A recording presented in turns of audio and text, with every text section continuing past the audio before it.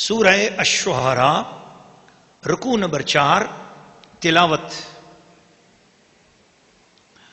وَأَوْحَيْنَا إِلَى مُوسَىٰ أَنْ أَسْرِ بِعِبَادِي إِنَّكُمْ مُتَّبَعُونَ فَأَرْسَلَ فِرْعَوْنُ فِي الْمَدَائِنِ حَاشِرِينَ إِنَّ هَٰؤُلَاءِ لَشِرْذِمَةٌ قَلِيلُونَ وَإِنَّهُمْ لَنَا لَغَائِظُونَ وَإِنَّا لَجَمِيعٌ حَاذِرُونَ فَأَخْرَجْنَاهُمْ مِنْ جَنَّاتٍ وَعُيُونٍ وَكُنُوزٍ وَمَقَامٍ كَرِيمٍ كَذَٰلِكَ وَأَوْرَثْنَاهَا بني إسرائيل فأتبعوهم مشرقين فلما تراءى الجمعان قال أصحاب موسى إنا لمدركون قال كلا إن معي ربي سيهدين فأوحينا إلى موسى أن اضرب بعصاك البحر فانفلق فكان كل فرق كالطود العظيم وأزلفنا ثم الآخرين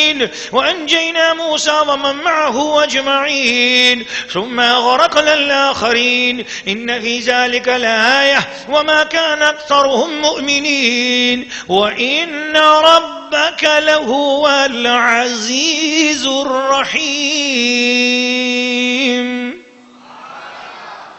سورہ الشعراء رکوع نمبر 4 ترجمہ کنز الایمان. اور ہم نے موسیٰ کو وحی بھیجی کہ راتوں رات میرے بندوں کو لے نکل، بے شک تمہارا پیچھا ہونا ہے. اب فرعون نے شہروں میں جمع کرنے والے بھیجے کہ یہ لوگ ایک تھوڑی جماعت ہیں اور بے شک ہم سب کا دل جلاتے ہیں اور بے شک ہم سب چوکنے ہیں. تو ہم نے انہیں باہر نکالا باغوں اور چشموں اور خزانوں اور عمدہ مکانوں سے. ہم نے ایسا ہی کیا اور ان کا وارث کر دیا بنی اسرائیل کو. تو فرعونیوں نے ان کا تعاقب کیا، دن نکلے. پھر جب آمنا سامنا ہوا دو گروہوں کا، موسیٰ والوں نے کہا ہم کو انہوں نے آ لیا. موسیٰ نے فرمایا یوں نہیں، بے شک میرا رب میرے ساتھ ہے، وہ مجھے اب راہ دیتا ہے. تو ہم نے موسیٰ کو وہی فرمائی کہ دریا پر اپنا عصا مار. جب ہی دریا پھٹ گیا اور ہر حصہ ہو گیا جیسے بڑا پہاڑ، اور وہاں قریب لائے ہم دوسروں کو اور ہم نے بچا لیا موسیٰ اور اس کے سب ساتھ والوں کو. پھر دوسروں کو ڈبو دیا.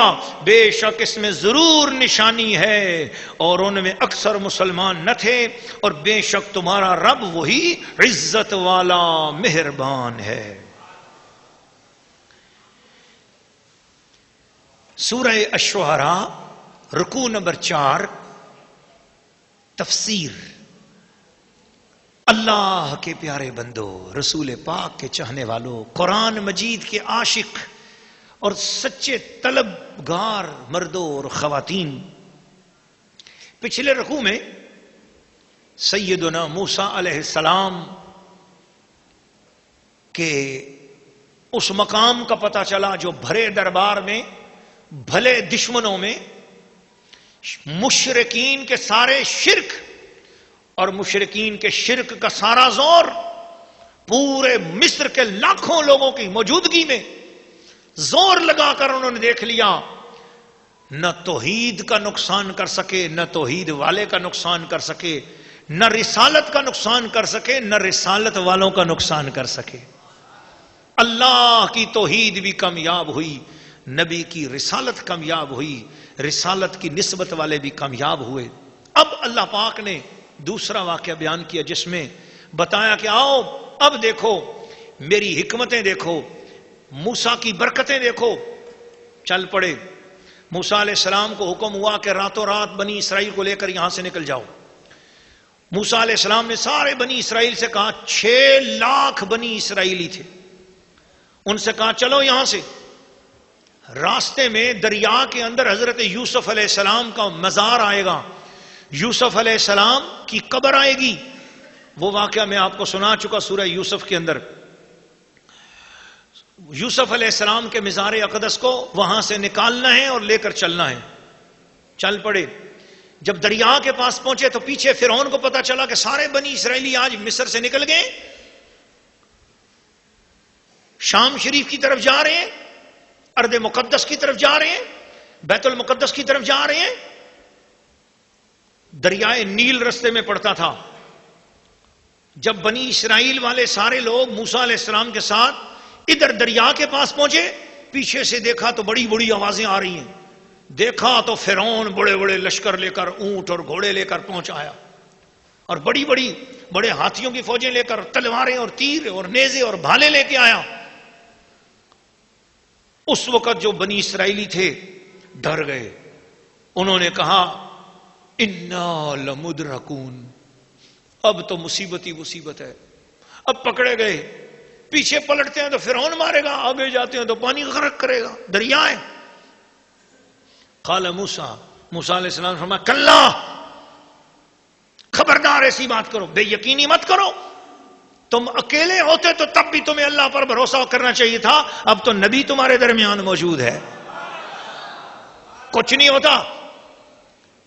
پھر حضرت موسیٰ علیہ السلام نے ایک عجب کمال ایمان کا اظہار کیا. فرمایا ان معی ربی سیہدین، میرا رب میرے ساتھ ہے، میرا رب میرے ساتھ ہے. اللہ اللہ. میں ذرا یہاں رکنا چاہتا ہوں.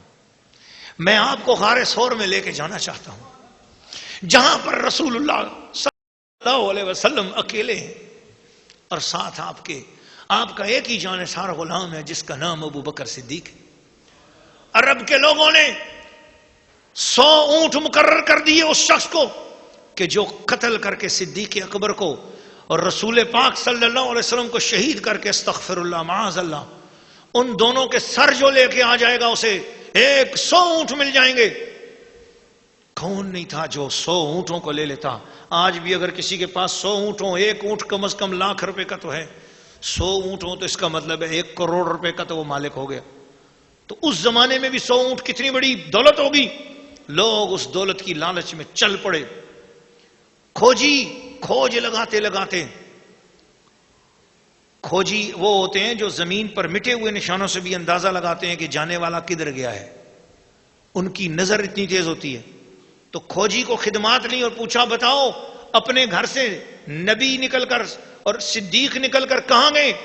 تو کہا نبی کے قدم اپنے گھر سے نکل کر صدیق کے گھر تک آ رہے ہیں، پھر صدیق کے گھر سے یہ قدم نکلتے ہیں اور یہ چلتے جا رہے ہیں جبل ثور تک.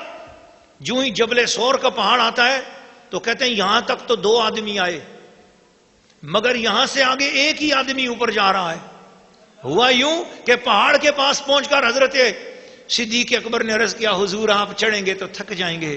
آقا میں بیٹھتا ہوں، میرے اوپر سواری کریں، میں اٹھا کے لے چلتا ہوں. تو آگے ایک ہی قدم جا رہے ہیں، وہ کہیں دوسرا کدھر گیا؟ کھوجی وہاں پر خود کھو گیا، اس کی عقل ماری گئی، حکمت صدیق کام کر گئی. اب وہ دونوں جب چلے، صدیق اکبر جب حضور کو اٹھا کے پوری پہاڑی چڑھتے گئے، جب غار ثور سے تھوڑا سا پہلے پہنچے تو جبریل علیہ السلام پر بچھا کے کھڑے تھے. آقا سارا ثواب صدیق لے گیا ہے، کچھ میں بھی حاصل کرنا چاہتا ہوں، میں صدیق کے قدموں کے نیچے پر بچھاتا ہوں. تو غار سے 10 قدم پہلے جبریل نے پر بچھا دیے تو 10 قدم پہلے صدیق کے قدموں کے نشان بھی غائب ہو گئے. اب وہ حیران کھوجی کہ نیچے تک 2 بندے آئے، اوپر پہاڑی پر ایک چڑھا، لیکن غار سے 10 قدم پہلے اس کے قدم بھی غائب ہو گئے. اب وہ دونوں کہاں گئے؟ اللہ نے مکڑی کو بھیج دیا، اس نے جالا تن دیا، کبوتری نے انڈے تن وہاں پر دے دیے. اب غار ثور ہے، اندر صدیق اکبر بھی چھپ کے بیٹھے ہیں، رسول پاک بھی چھپ کے بیٹھے ہیں. اگر کوئی یوں نیچے ہو کر دیکھے تو ساری غار اسے نظر آ جائے گی، لیکن ہوا یوں کہ کافر آئے حضور کو ڈھونڈتے ڈھونڈتے، ننگی تلواریں ہاتھ میں، مگر اب پہاڑی کے پاس پہنچ کر بے یقین ہو گئے.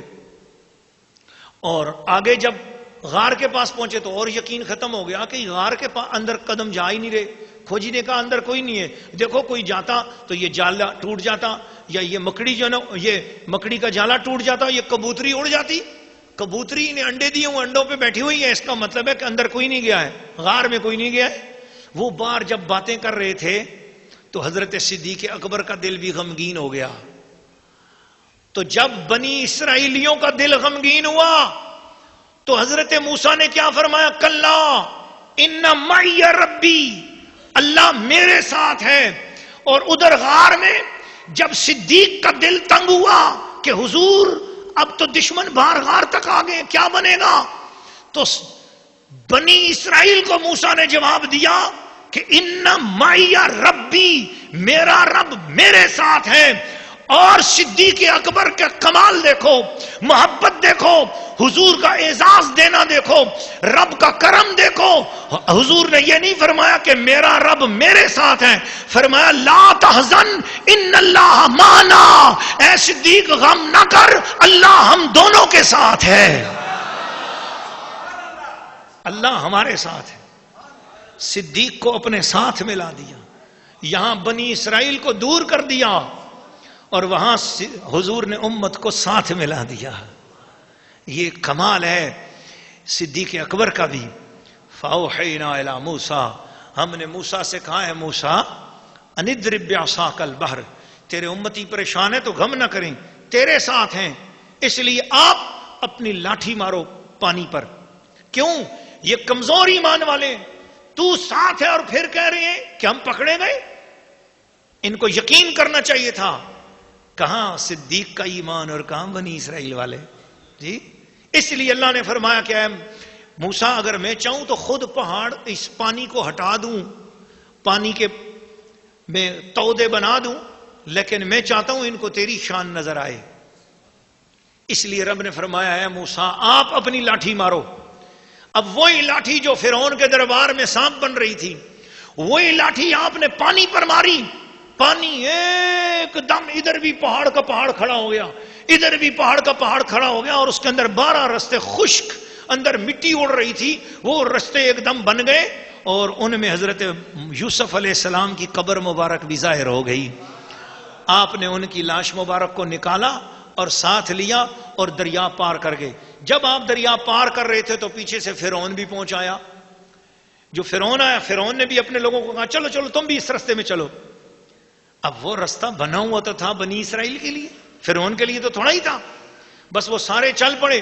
ادھر آخری بندہ بنی اسرائیل کا موسیٰ علیہ السلام کا امتی دریا سے باہر نکلا، ادھر فرعون دریا کے بیچ میں پہنچا اور فرعون کا سارا لشکر دریا کے اندر آیا۔ اللہ نے فرمایا موسیٰ اب اپنی لاٹھی اٹھا لو۔ موسیٰ علیہ السلام نے جو لاٹھی اٹھائی، پانی آپس میں مل گیا، فرعون بھی اور اس کے سارے لشکر والے اسی وقت غرق ہو گئے۔ فرمایا اے موسیٰ ہم نے نجات دی، اب شکر ادا کرو۔ اس وقت 10ویں محرم کا دن تھا اور تمام کے تمام لوگوں نے شکرانے کے اندر روزہ رکھا کہ اللہ تیرا شکر ہے تو نے دشمن سے نجات دی۔ اللہ تعالیٰ سے دعا ہے کہ اللہ پاک ہمیں ان واقعات کو سمجھ کر اپنے نبی کے ساتھ بے انتہا محبت کرنے کی توفیق عطا فرمائے۔